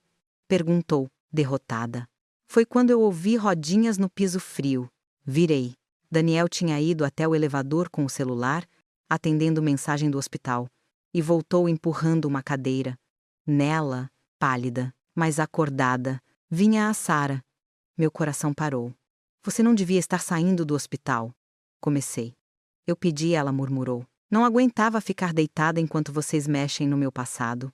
Daniel e Rosa ajudaram a posicionar a cadeira no meio da sala. Linda, ao ver a Sarah, levou a mão à boca. Meu Deus! Sarah olhou para ela com aquela calma cansada de quem sobreviveu à sedação. Cativeiro e mentira. Eu lembro de você, ela disse. Devagar. Você me dava bala no final do culto e me chamava de bonequinha de Deus. Linda começou a chorar de vez. Eu não sabia que ia ser para tanto. Gaguejou. Eu era criança. Sarah, eu só via minha mãe chegar com dinheiro, falando que estava ajudando. Sarah respirou fundo, como se puxasse ar de outro século. Eu não tô aqui para te linchar, ela falou, firme na medida do possível. A criança que você era não tinha escolha. Quem tinha escolha era sua mãe. Era o homem rico. Era o pastor que assinou o papel sem perguntar para minha mãe se ela queria doar a filha. Os olhos dela brilharam. Mas hoje você tem. Você pode continuar se escondendo atrás da culpa dos outros, ou pode falar. Linda olhou para Rosa, para mim, para o Daniel, para Sarah, e eu vi. Ali, o momento em que uma pessoa decide jogar a própria família debaixo da luz, não do ônibus. Eu falo, ela sussurrou. Eu conto tudo. Pro juiz, pra imprensa, pra quem for. Eu só não aguento mais olhar para a foto da minha mãe, sabendo que o milagre da minha escola foi uma criança levada. Rosa assentiu. Eu vou falar com o promotor e com a corregedoria. Pedir formalmente que você entre como colaboradora, não como ré. Vai ter papel para assinar. Depoimento gravado. Audiência. Não é passeio, mas é o que dá para fazer para limpar um pouco. O celular do Daniel vibrou de novo. Insistente. Ele atendeu? Colocou no viva-voz sem pensar. Doutor Henrique, ele anunciou. Meu advogado. A voz do outro lado veio empolgada. Daniel, acabei de receber as gravações que você mandou e o relatório médico preliminar da sua mãe. Isso é dinamite pura. Eu já entrei em contato com 2 jornalistas grandes. Um deles quer ir ao ar hoje à noite com a história. E o promotor da vara criminal está considerando pedir prisão preventiva da Diana nas próximas horas. Meu estômago deu um salto. Hoje à noite eu repeti. Você está dizendo que o país inteiro vai ouvir essa história. Se tudo correr como eu estou montando aqui. Sim, o advogado respondeu. A máscara vai cair ao vivo. A TV da sala da Linda ainda estava ligada. No mudo.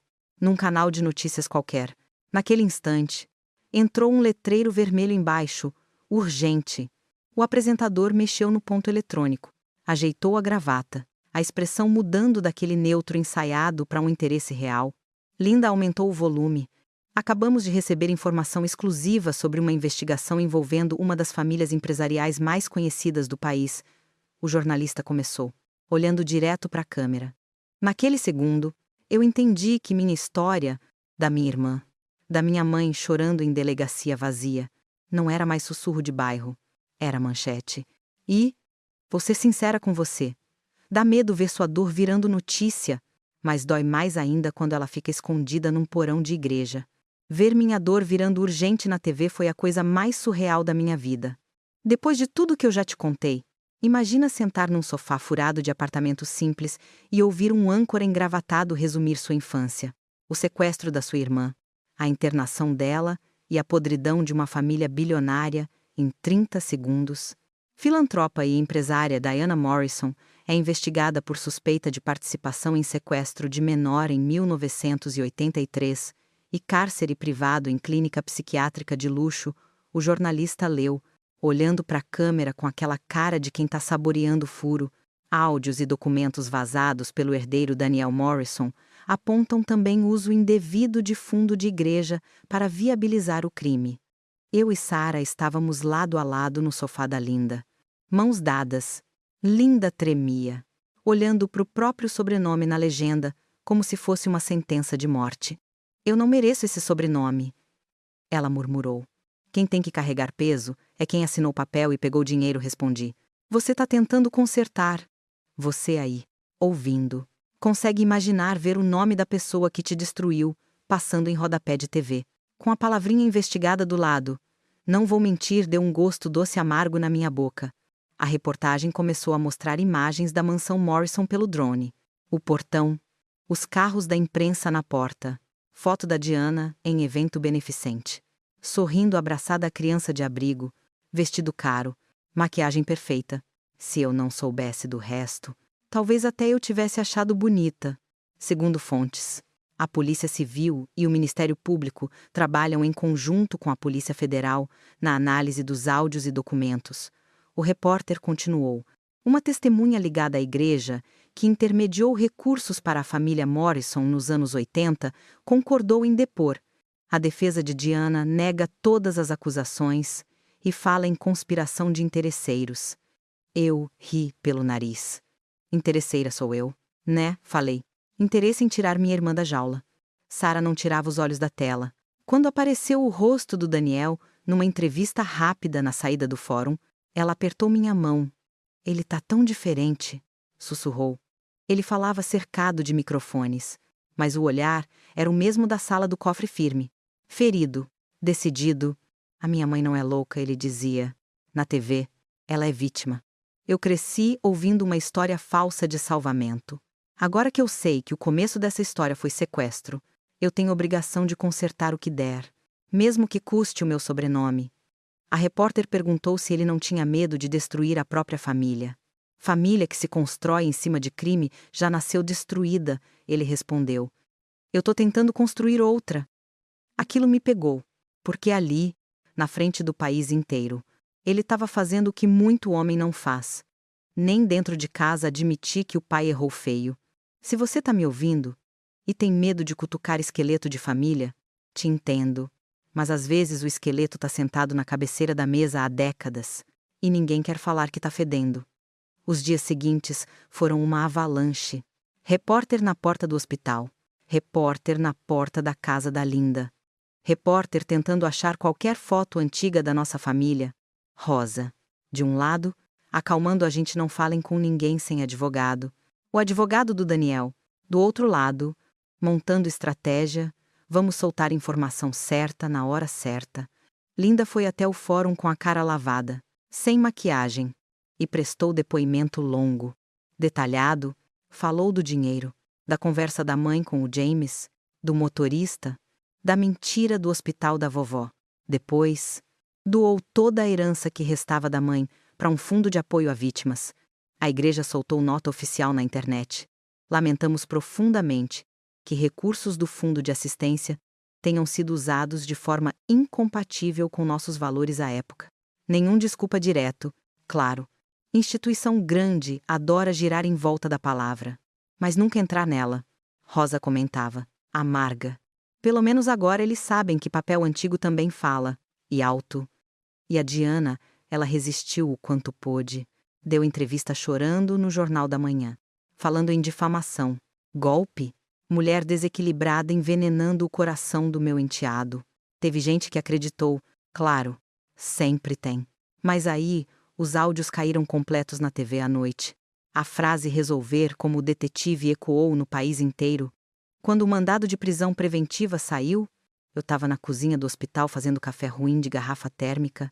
Vi a notícia num telejornal pequeno de tarde de Ana, entrando na viatura de óculos escuros, cabelo impecável, mas algemada, acusada de sequestro, cárcere privado, falsidade ideológica e associação criminosa.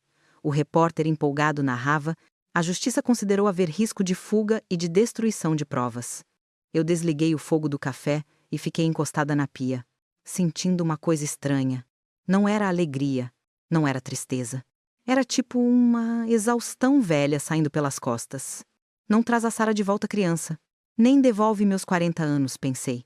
Mas pelo menos essa mulher vai dormir sem travesseiro de pluma hoje. Querendo ou não, a tal família perfeita estava finalmente sentindo o peso do sobrenome. 6 meses depois, a minha vida parecia outra, mas minha cabeça demorou a acreditar. A casa nova ficava num bairro simples de cidade média, longe da mansão, longe da clínica, longe da igreja da infância. 2 quartos, sala pequena, cozinha com azulejo antigo que eu mesma escolhi, um jardinzinho na frente, onde eu plantei manjericão, umas flores tortas e um pé de pimenta que insiste em crescer na diagonal. A gente não ficou rica, não é história de loto. Daniel insistiu em fazer um acordo financeiro comigo e com a Sara. Uma espécie de reparação com parte dos bens pessoais dele, não da empresa. Eu relutei. Eu não quero dinheiro sujo, falei para ele. Ele respondeu, sério. Sujo é continuar com tudo isso como se nada tivesse acontecido. Esse dinheiro saiu de empresa que meu pai construiu, com crime no alicerce. Ou eu finjo que não sei, ou eu uso para consertar o tanto que der. Eu prefiro usar. No fim, eu aceitei. Não como prêmio, mas como ferramenta. Com esse dinheiro, pagamos advogado, tratamento da Sara, compramos a casinha à vista sem banco, sem boleto, sem medo de despejo. Sobrou uma reserva modesta para emergências. O resto, Daniel enfiou naquilo que virou obsessão dele transformar a fundação da família. Mas eu já chego lá. Primeiro, vou te contar da Sara hoje. Porque não existe justiça se a vítima continua apagada. Ela passou os primeiros 2 meses em hospital de verdade, tirando o remédio aos poucos, reaprendendo a dormir sem sedação, a comer sem enjoo, a caminhar sem parecer que o chão é gelatina. Tinha dia que ela acordava com medo, perguntando se a qualquer momento alguém ia entrar com agulha na mão. Eu ainda sonho que tem uma porta trancada atrás de mim, ela confessou uma noite, deitada na cama do novo quarto, encarando o teto com textura. Não respondi, sentada na beira. A única porta trancada aqui é a da rua, E a chave tá nesse gancho. E se alguém quiser te levar, vai ter que passar por mim. Ela riu de leve.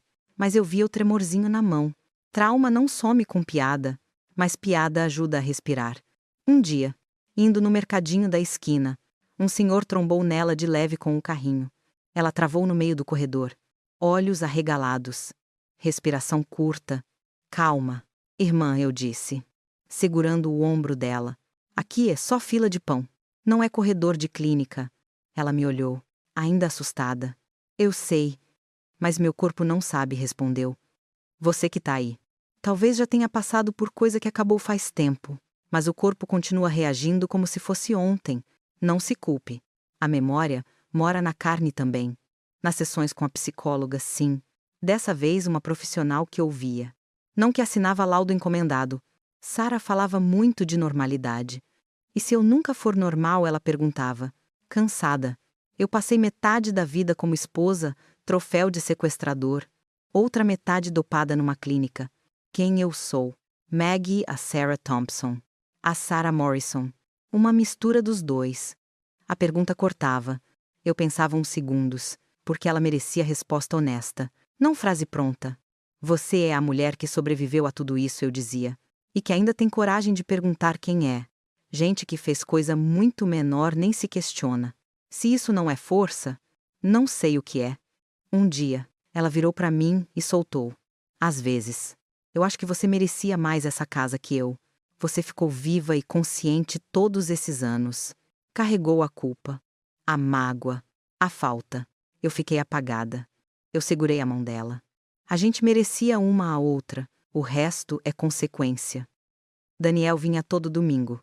No começo, vinha de motorista, com carro caro. Segurança discreto na rua. Depois, começou a aparecer com carro simples. Às vezes até de aplicativo, de terno. Trocou para jeans e camiseta. Barba mais por fazer do que não. Os vizinhos demoraram para associar aquele rapaz educado, que carregava sacola de mercado com refrigerante e pudim, com o nome que vivia na televisão. Um dia, a dona Célia do 12 perguntou: o rapaz do domingo não é aquele rico lá da TV? Eu respondi: é, mas aqui ele é só o Daniel, filho da minha irmã. Se vier de salto alto demais, eu boto ele para lavar louça. Ele riu quando contei. A gente criou o ritual, todo domingo. Macarronada ou frango assado com farofa. Sara fazia questão de escolher o tempero, mesmo que não tivesse força para ficar o tempo todo em pé na cozinha. Daniel cortava a cebola chorando de verdade, não de tristeza. Eu organizava a bagunça. Na mesa, o assunto variava de coisa pesada a processo, depoimento, relatório da investigação da empresa, para coisa boba, vídeo engraçado de cachorro, fofoca do vizinho que canta louvor às 4 da manhã sem ritmo. Eu tô aprendendo a ser filho sem ser herdeiro cego, ele comentou uma vez, mexendo no arroz. Não quero jogar tudo fora, porque tem gente que trabalha na empresa que é inocente, mas também não vou fingir que dinheiro nasce limpo em árvore. E a empresa perguntei. O conselho tá quase todo trocado, ele disse. Auditoria em cima, Ministério Público embaixo. A gente descobriu contratos de doação estranhos, inclusive com clínicas tipo a Penny Haven. Não é só a minha mãe. Tinha mais gente difícil de família rica sumindo nesses lugares. Eu arrepiei. História de horror em série. E o que você vai fazer? O que der para fazer sem matar funcionário pobre junto, respondeu. Cortar contrato sujo. Abrir livro. Criar canal anônimo para denúncia. E botar dinheiro naquilo que devia ter existido desde o começo, proteção de criança. Não sequestro. Foi aí que ele contou do projeto. A fundação agora chama Casa Sara, ele disse, meio sem graça. Olhando para a mãe. Eu sei que o nome pode ser gatilho, mas eu queria que o mundo lembrasse da sua história para não repetir mais. Sara ficou quieta um tempo. Depois, sorriu de um jeito triste e bonito. Se uma menina um dia entrar num lugar com meu nome na porta e sair de lá salva, em vez de dopada, talvez faça sentido, respondeu. A inauguração da primeira Casa Sara aconteceu num galpão reformado na periferia de uma cidade grande. Em vez de tapete vermelho, tinha tapete de EVA colorido. Em vez de champanhe, suco e bolo. Em vez de discurso de político, Depoimento de mãe que procurava filho desaparecido fazia 5 anos. Eu e Sara fomos. Rosa também, de terno simples, cara de quem tinha virado referência para jornalistas. Linda estava num cantinho, discreta, ajudando a organizar brinquedo, no anonimato que ela escolheu para si mesma. Na entrada, uma placa, Casa Sara, Centro de Acolhimento e Apoio a Crianças Desaparecidas e Suas Famílias. Embaixo, uma frase que eu mesma sugeri, e eles aceitaram. Porque ninguém some sozinho. E ninguém luta sozinho. Tinha psicólogo, advogado, assistente social, gente especializada em vasculhar papelada, câmera, telefone. Tudo aquilo que a minha mãe não teve quando me viu entrar na delegacia chorando atrás da Sara. Daniel subiu num palquinho improvisado para falar, com o microfone tremendo na mão. Durante muitos anos, o sobrenome Morrison significou poder, dinheiro, status. Ele começou. Hoje, eu quero que ele signifique responsabilidade. A Casa Sara é um jeito mínimo de devolver ao mundo uma parte do que a minha família tirou. Ele engoliu seco. Eu não posso mudar o passado. Meu pai não vai ser julgado aqui na Terra. Mas eu posso escolher o que eu faço com o que ele deixou. E eu escolhi ouvir minha mãe, minha tia. E as centenas de mães que ainda não sabem onde estão seus filhos. Aplauso. Não daquela coisa ensaiada de evento corporativo. Aplauso molhado. De gente que sabe a dor que está em jogo. Sara não quis falar no microfone. Preferiu ficar no canto. Observando, mão apertando a minha. Em certo momento, uma menininha de uns 7 anos, com cabelo preso torto, veio correndo com um desenho. Moça, posso te dar? Perguntou, oferecendo um papel com uma casinha torta e 2 figuras de mãos dadas. Sara abaixou, os olhos marejados. Pode, sim, respondeu, a voz falhando. Muito obrigada. Quando a menina saiu correndo, ela virou para mim. Eu fico pensando se alguém teria me achado mais cedo, se um lugar desse tivesse existido, murmurou. Talvez, falei, mas o que importa é quantas outras Saras vão ser achadas agora. Você aí, escutando, pode estar pensando, mas isso é coisa de gente com grana. Eu nunca vou ter fundação nenhuma. Verdade, eu também não. Mas às vezes o que salva alguém não é uma fundação. É uma vizinha que repara num carro estranho na rua. É um professor que leva a sério um desenho esquisito de criança. É um agente de saúde que não ignora um roxo repetido. A gente não precisa de bilhões para ser peça que impede um sequestro. A gente precisa de olho aberto e coragem. Hoje, quando eu relembro tudo isso falando aqui com você, eu percebo que passei a vida inteira achando que vingança era ver o sequestrador da minha irmã morrer preso, pobre e esquecido. Mas, no fim, a vida me mostrou outra coisa. A verdadeira vingança foi ver a Sara sentada na nossa cozinha simples, rindo de vídeo bobo, escolhendo cor de esmalte, brigando comigo porque eu boto sal demais no feijão. Foi ver o Daniel trocar paletó de CEO por camiseta manchada de molho todo domingo na minha mesa. Foi ver a cara da dona Célia dizendo: nunca pensei que ia conhecer um rico decente. A verdadeira vingança foi pegar o dinheiro que nasceu torto e usar para endireitar alguma coisa.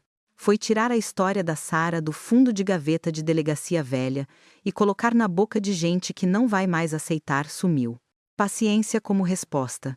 E, principalmente, foi eu, Maggie, viúva falida, faxineira residente em mansão alheia, sentar um dia na frente do celular, apertar, gravar e contar isso tudo em voz alta, para quem quiser ouvir, para quem precisar de coragem, para quem ainda acha que é exagero desconfiar de gente boa demais, porque, no fim das contas, o pior sequestrador que eu enfrentei não foi o homem na cerca, nem a madame de olhar frio, foi o silêncio.